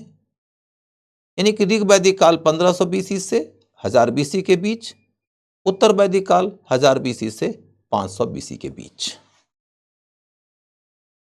यदि हम इन 1000 वर्षों के दौर के लोगों के ज्योग्राफिकल लोकेशन की खोज करें, कौन से इलाके में ये लोग बसे थे, तो पूर्व वैदिक काल के दौरान, यानी जिस दौरान ये ऋग्वेद की रचना किए थे, उस दौरान इन लोगों के बसाव का क्षेत्र मोटे तौर पर काबुल से लेकर दिल्ली के आसपास तक था। काबुल से लेके दिल्ली के बीच में ये लोग बसे थे। सबसे ज्यादा परिचित इलाका जहां पर ये लोग ज्यादा रहे हैं वह है सिंधु नदी, उसकी सहायक नदियां और सरस्वती नदी।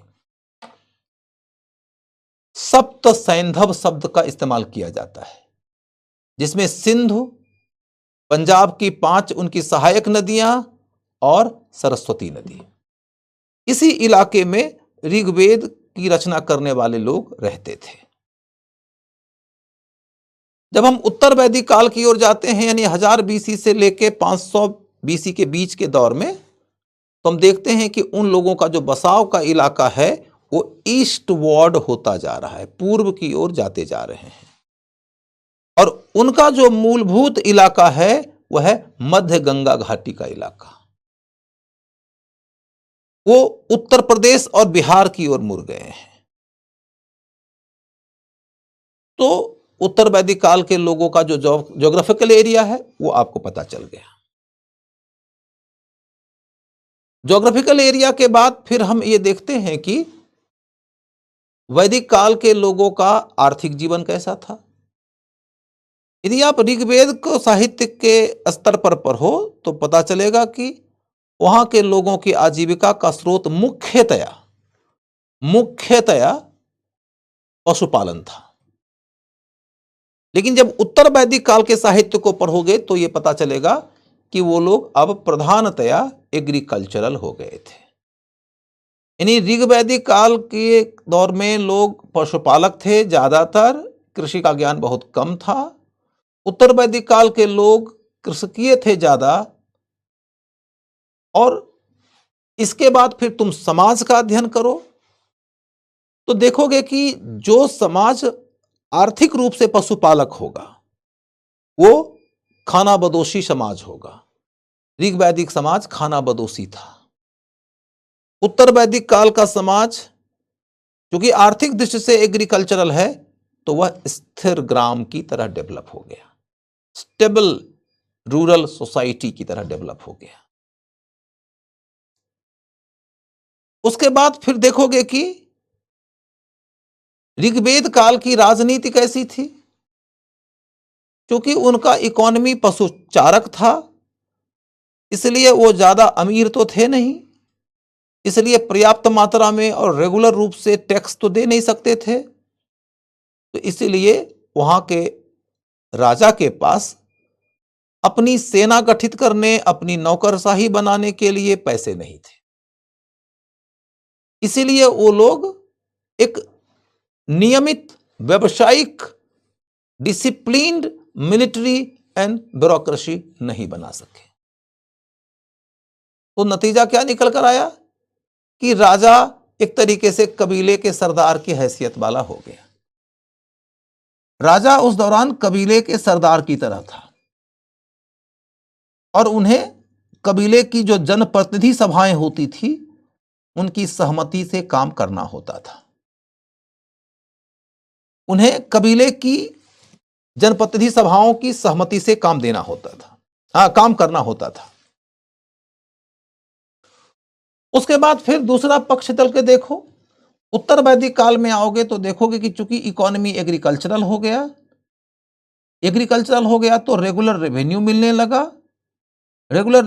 लगा तो बड़ी आर्थिक क्षमता के आधार पर सेना, नौकरशाही, इन सब का विकास हो गया। सेना और नौकरशाही का जब विकास हो गया तो फिर क्या हुआ, सेना और नौकरशाही के बदौलत राजा की शक्ति बड़ी हो गई। यानी राजनीतिक शक्ति में वृद्धि होती जा रही है। ऋग्वेद काल का राजा कबीले के सरदार के जैसा, उत्तर वैदिक काल का राजा थोड़ा मजबूत। इसी प्रकार से देखोगे तो धार्मिक जीवन में भी कई तरह के परिवर्तन होते नजर आएंगे। ऋग्वेद काल को यदि देखो तो आपको यह पता चलेगा कि ऋग्वेद काल के लोग धार्मिक स्तर पर देवी देवताओं की स्तुति करने में ज्यादा यकीन करते थे। सादगीपूर्ण धार्मिक व्यवहार था। प्रकृति की विभिन्न शक्तियों की मानव रूप में कल्पना की गई, उनकी पूजा की जाती थी, उनके लिए मंत्रों की रचना हुई, उन्हीं मंत्रों के आधार पर उन देवी देवताओं को खुश करने की कोशिश होती थी।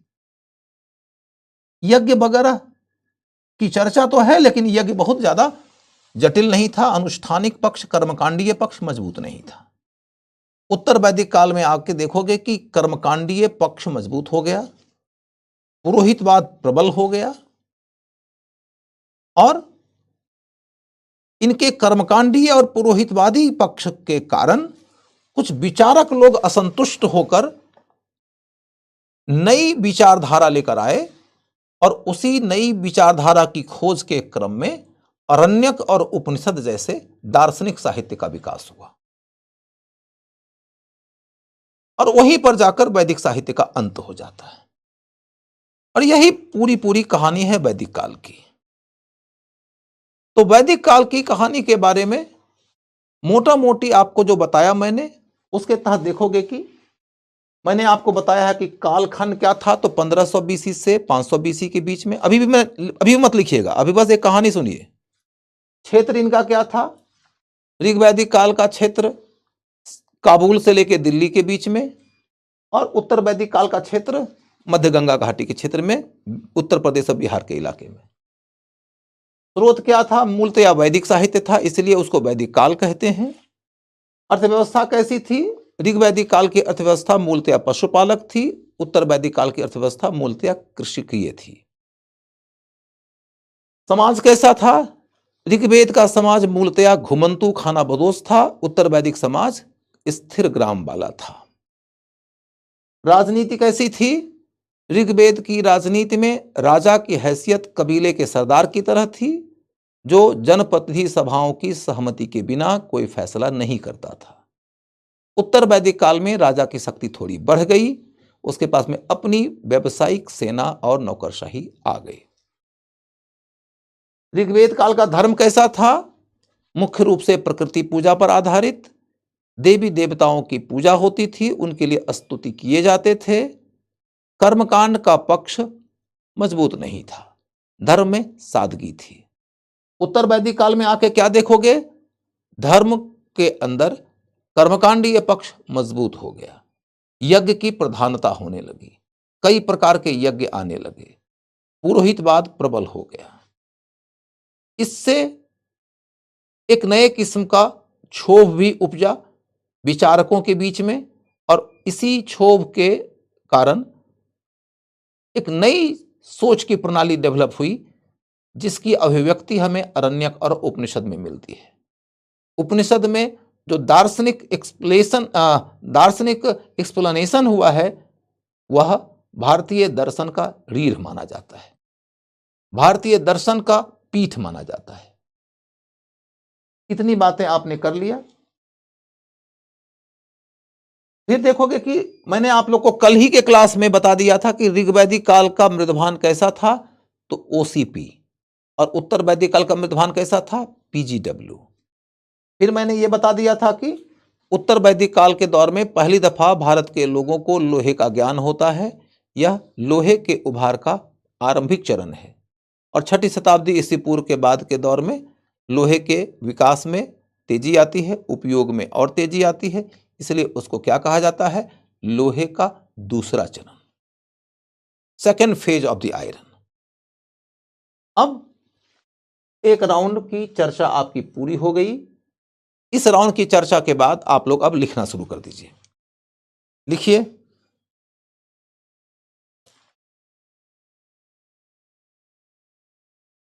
सबसे पहले काल।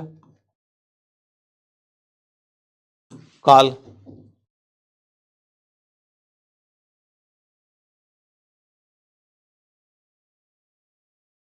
काल में कई लोगों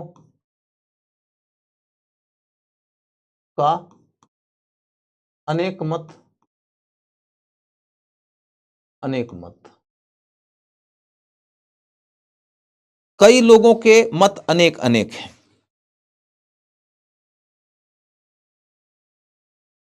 जैसे इसी में मैक्स मूलर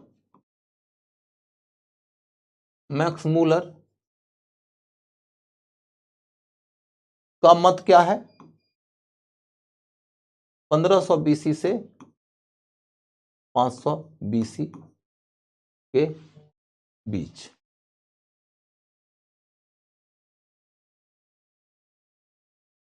वैदिक साहित्य की रचना हुई।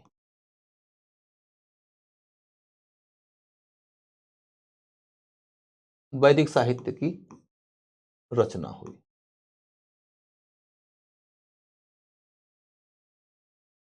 ये लाइन आपने यदि लिख लिया तो इसके बाद इसे थोड़ा समझाता हूं कि वैदिक साहित्य की रचना कब हुई, यही इतिहासकारों के बीच में मतभेद का विषय है।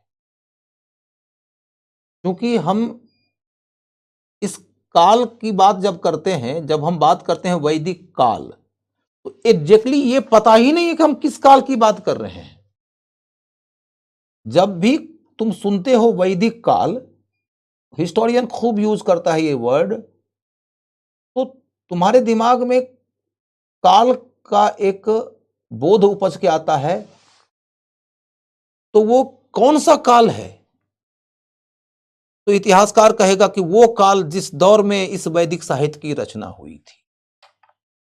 तो फिर वही प्रश्न बचा रह जाता है कि तो आप बताइए कि कौन से काल में वैदिक साहित्य की रचना हुई थी। तो वैदिक साहित्य की रचना कब हुई है, इसको लेकर 5 आदमी से पूछोगे तो 6 डेट बता देगा। अलग अलग लोगों के अपने अपने ओपिनियंस हैं। जैसे बाल गंगाधर तिलक को पूछो कि वैदिक साहित्य की रचना कब हुई है, तो कहते हैं 6000 बीसी के दौरान। 6000 बीसी के दौरान। गोविंद चंद पांडे से पूछो तो कहते हैं 4500 बीसी के दौरान।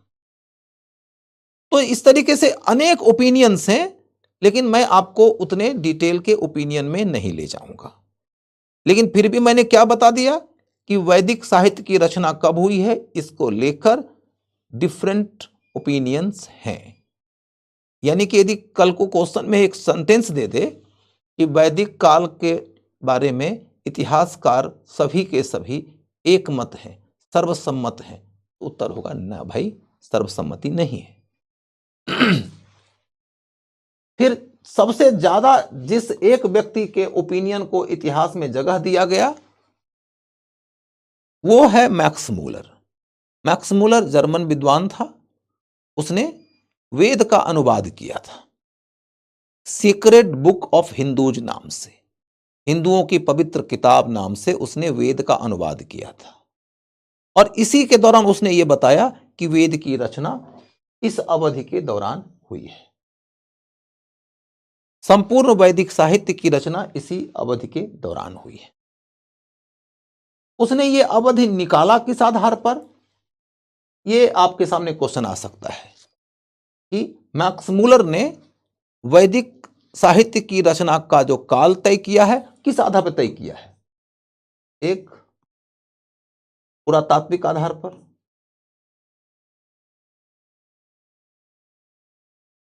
पुरातात्विक आधार पर। बी, खगोल शास्त्रीय आधार अध्ययन के आधार पर। खगोल शास्त्रीय अध्ययन के आधार पर।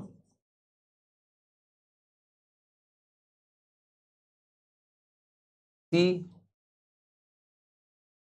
भाषा शास्त्रीय अध्ययन के आधार पर।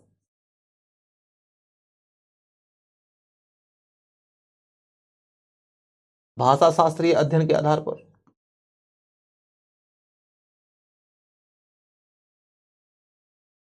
इस तरीके का क्वेश्चन आपको दे सकता है। तो ध्यान ये रखिएगा कि मैक्स मूलर ने भाषा शास्त्रीय अध्ययन के आधार पर यह निष्कर्ष निकाला कि संपूर्ण वैदिक साहित्य की रचना इस अवधि के दौरान हुई थी। क्लियर है? जबकि बाल गंगाधर तिलक ने जब कहा था कि 6000 बीसी के दौरान वैदिक साहित्य की रचना हुई है, तो उन्होंने इसका अनुमान खगोल शास्त्रीय अध्ययन के आधार पर किया था।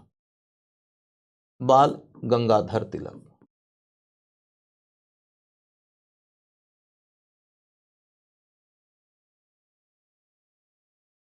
पुरातात्विक स्रोतों के आधार पर अभी कोई अध्ययन नहीं होता है, इसको तो ऐसे ही मैंने फर्जी दे दिया था। अब अगला पॉइंट क्या है काल को लेकर? तो अगला पॉइंट है काल को लेकर कि वैदिक काल का दो भाग में बंटवारा होता है, पूर्व वैदिक काल, पूर्व वैदिक काल और उत्तर वैदिक काल।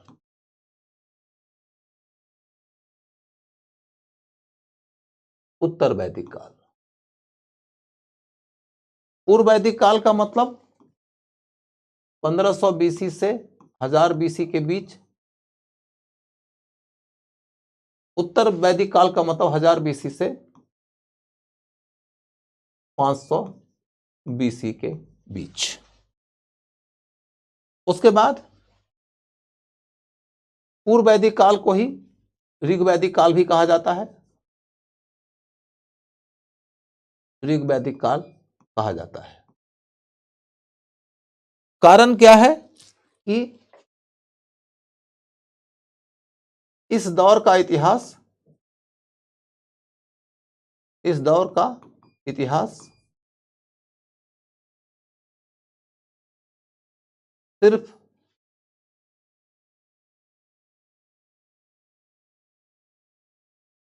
ऋग्वेद पर आधारित है।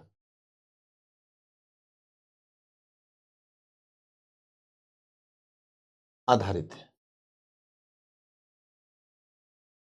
सिर्फ ऋग्वेद पर आधारित है।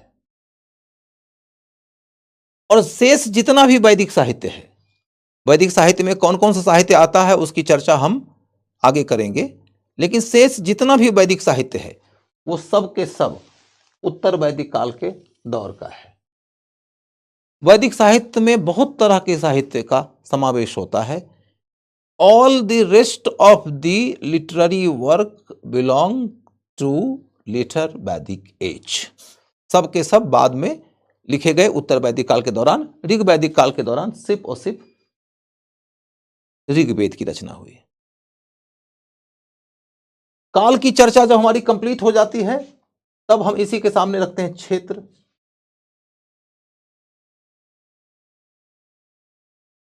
क्षेत्र, ऋग वैदिक काल के क्षेत्र को देखो तो ऋग वैदिक क्षेत्र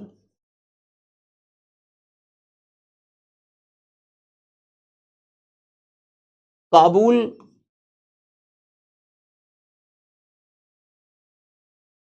से लगभग दिल्ली तक,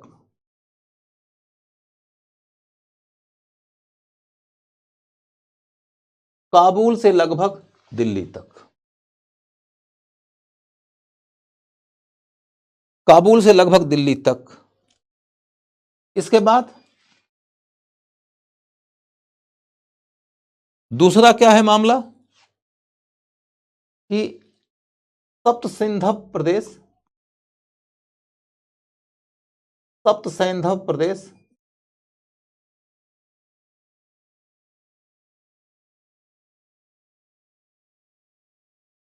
इनका मूल प्रदेश था।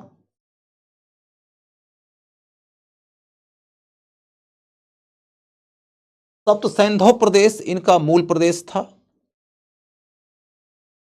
सप्त सैंधव का मतलब एक सिंधु नदी, फिर पंजाब की 5 नदियां,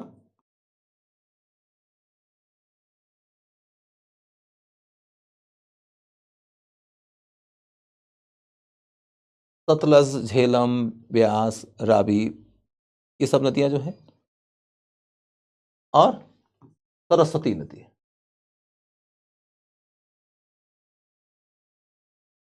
सरस्वती नदी ये इनकी वो भूमि है जिससे वो सबसे ज्यादा वाकिफ है। फिर लिखो इनके भौगोलिक, इनके भौगोलिक प्रसार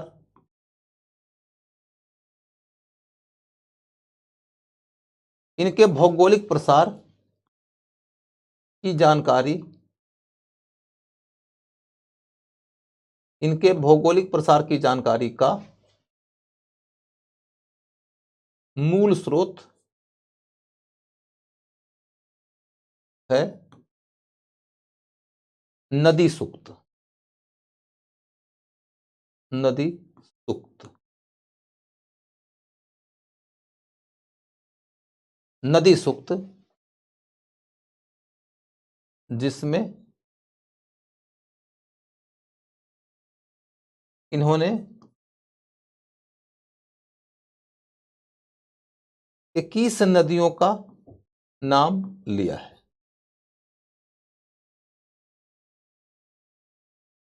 नाम लिया है, जिसमें इन्होंने 21 नदियों का नाम लिया है। यहां पर रुक जाओ, अभी एक लाइन समझाता हूं, उसके बाद आगे की बात बताऊंगा कि ऋग्वेद काल के लोग कौन से इलाके में रहते थे, इसको लेकर इतिहासकारों के बीच में खूब माथापच्ची है, खूब मगजमारी है। जब ये मगजमारी होती है तो दिक्कत इस बात को लेकर है कि इतिहासकार समझ नहीं पा रहे हैं कि आखिर कहां ये रहते थे। अनेक तरह के स्रोतों का उपयोग होता है, कौन से वनस्पतियों का उपयोग करते थे, तो वनस्पतियों के आधार पर इनका एरिया जानो। इन्होंने कई दफा साहित्य में समुद्र शब्द का भी उपयोग किया है, तो फिर लगता है कि कौन से समुद्र की बात कर रहे हैं भाई, लेकिन क्लैरिटी नहीं बनती कि कौन से समुद्र की बात कर रहे हैं। ज्यादातर इतिहासकार जिस एक आधार पर इनके भौगोलिक विस्तार के इलाके की पहचान करते, वो है ऋग्वेद काल का एक उप अध्याय है, उसको कहते हैं नदी सूक्त। माने वो सूक्त, माने वो उप अध्याय जिसमें इनके द्वारा नदियों की पूजा के लिए मंत्रों का संकलन किया गया है। जिन नदियों की पूजा ये करते थे, उन नदियों से ये वाकिफ थे, और उन्हीं नदियों के आधार पर हम इनके भौगोलिक विस्तार को जानते हैं। तो कुल मिलाकर देखो तो 21 नदियों की चर्चा हमें मिलती है नदी सूक्त में, यानी उन 21 नदियों से ये वाकिफ थे। तो आपसे यह क्वेश्चन पूछा जा सकता है कि क्या ऋग्वेद के लोग समुद्र से वाकिफ थे, तो उत्तर है हां। कौन से समुद्र से वाकिफ थे यह आपसे नहीं पूछा जाएगा, क्योंकि अभी तक कोई इतिहासकार इस बात को डिसाइड नहीं कर सका है। लेकिन आपसे फिर क्वेश्चन पूछा जाएगा कि ऋग्वैदिक काल के लोगों के भौगोलिक विस्तार के बारे में जानकारी का सबसे प्रमुख स्रोत क्या है, तो नदी सूक्त। नदी सूक्त। फिर अगला मुद्दा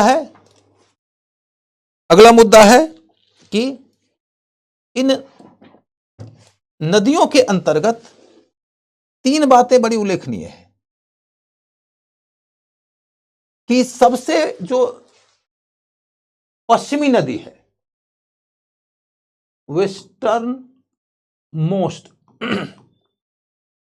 नदी जो है वह है कुभा नदी। कुभा नदी माने जो काबुल में बहने वाली नदी है, काबुल में। और ईस्टर्न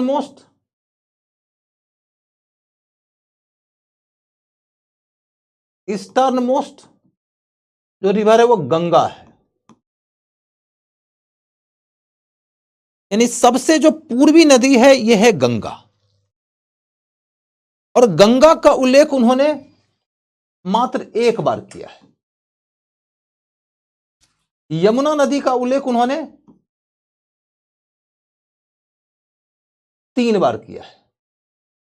गंगा का 1 बार और यमुना का 3 बार। इससे यह पता चलता है कि ये यमुना और गंगा को थोड़ा ही जानते थे, ज्यादा नहीं जानते होंगे। जब आप उत्तर वैदिक काल में जाकर देखेंगे तो लगेगा कि गंगा ही इनके जीवन की मूल धारा बन जाती है। लेकिन ऋग्वैदिक लिटरेचर में देखो तो गंगा का उल्लेख सिर्फ 1 बार और यमुना का उल्लेख सिर्फ 3 बार, जबकि सबसे ज्यादा उल्लेख किसका है? सबसे ज्यादा उल्लेख सिंधु का। सबसे ज्यादा किस नदी का उल्लेख हुआ है? तो सिंधु नदी का। इसका मतलब है कि ये वो इलाका है जहां पर कि वो लोग सबसे ज्यादा रहते थे। और सबसे ज्यादा पवित्र किसे मानते हैं? सबसे पवित्र नदी किसे माना गया है ऋग्वैदिक साहित्य में? तो सरस्वती नदी को। सरस्वती नदी को सबसे पवित्र नदी के तौर पर देखा गया है। उन्हें वाणी की देवी, संगीत की देवी, ज्ञान की देवी आदि के तौर पर दिखाया गया है। तो ऋग्वेद काल के दौर में सबसे पवित्र नदी कौन सी? तो सरस्वती। सबसे ज्यादा चर्चा किस नदी की? तो सिंधु। गंगा की चर्चा कितनी बार? 1 बार। यमुना की चर्चा कितनी बार? 3 बार। सबसे पश्चिम की नदी कौन? तो कुभा। सबसे पूर्व की नदी कौन? तो गंगा। इस तरीके से हम ऋग्वैदिक काल के ज्योग्राफिकल एरिया की जानकारी लेते हुए आज की चर्चा को समाप्त करते हैं। नमस्कार।